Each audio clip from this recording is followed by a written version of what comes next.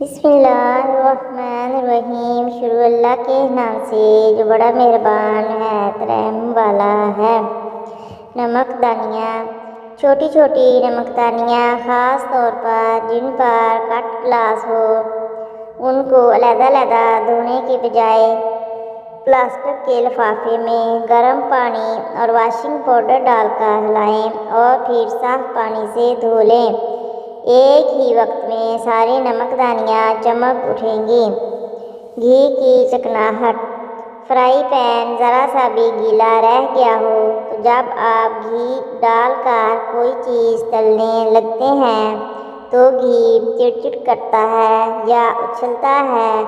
اگر اس اچھلتے گھی میں چٹکی بھر آٹا چھڑک دیا جائے تو ٹھیک ہو جاتا ہے۔ خربوزہ اور گوشت، بعض اوقات گوشت ایسا آ جاتا ہے جو گلنے میں نہیں آتا۔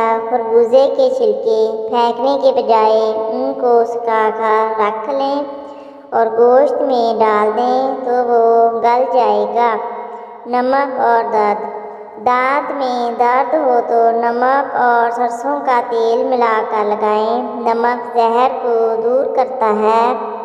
بھیڑ یا شہد کی مکھی کاٹ جائے تو نمک اور سرکہ ملا کر ڈسی ہوئی جگہ پر لگائیں۔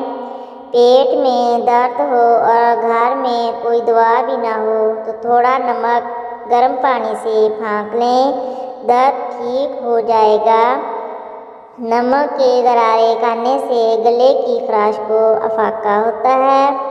سردیوں میں خوشبودار کمرہ، سردیوں میں لوگ کمروں کے اندر کولے جلاتے ہیں۔ اگر ان جلے ہوئے کولوں پر سنترے کے چھلکے ڈال دیے جائیں تو سارا کمرہ خوشبودار ہو جائے گا۔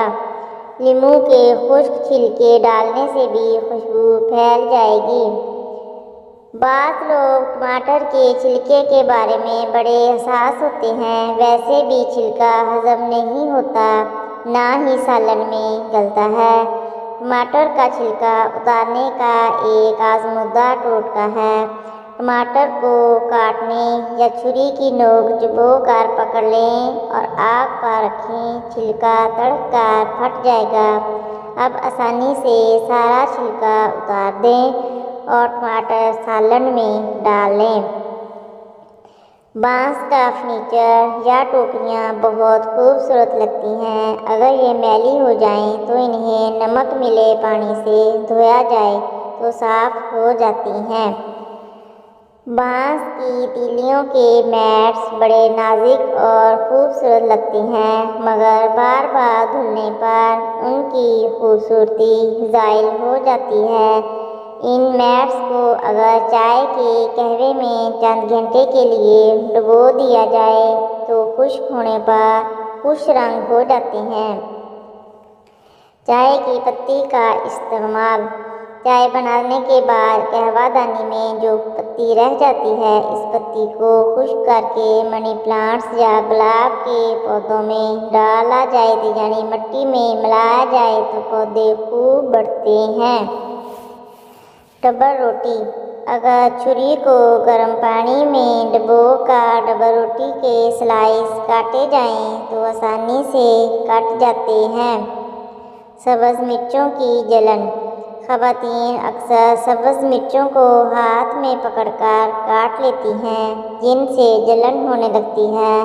مرچوں کو کاٹنے کے تختے پر رکھ کر اس طرح کاٹیں کہ آپ کے ہاتھ کو لگنے نہ پائے۔ اگر کبھی بے دھیانی میں لگ بھی جائے تو جلن کو دور کرنے کے لیے کپڑے دھونے والا نیل پانی میں گھول کر اس میں ہاتھ تھوڑی دیر کے لیے ڈبو دیں، پھر تھوڑی سی گڑ کی ڈلی کو پانی میں بھگو کر انگلیوں پر ملیں، جلن دور ہو جائے گی۔ پیاز کاٹنے کے بعد ہاتھوں سے جو بو آتی ہے وہ بہت ناگوار لگتی ہے۔ اس بو کو ختم کرنے کے لیے انگلیوں پر نمک اچھی طرح مل کر نیم گرم پانی سے دھو لیں۔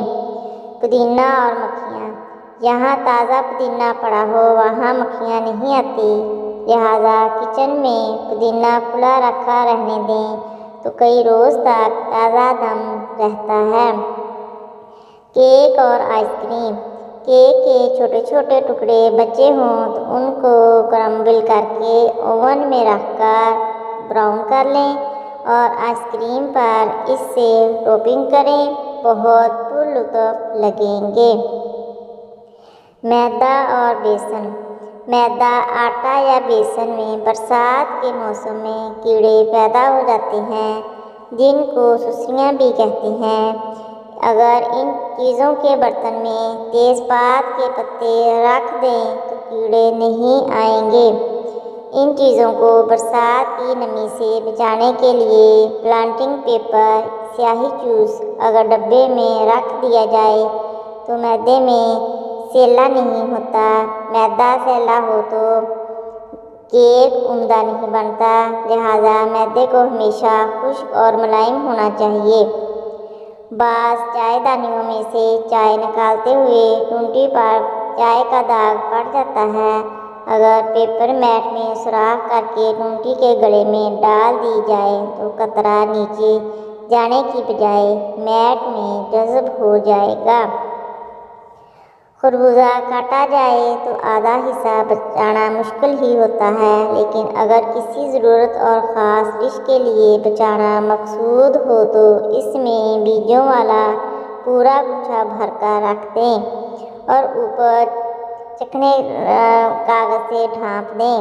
خربوزہ کا سایہ یہ حصہ تازہ اور رہے گا۔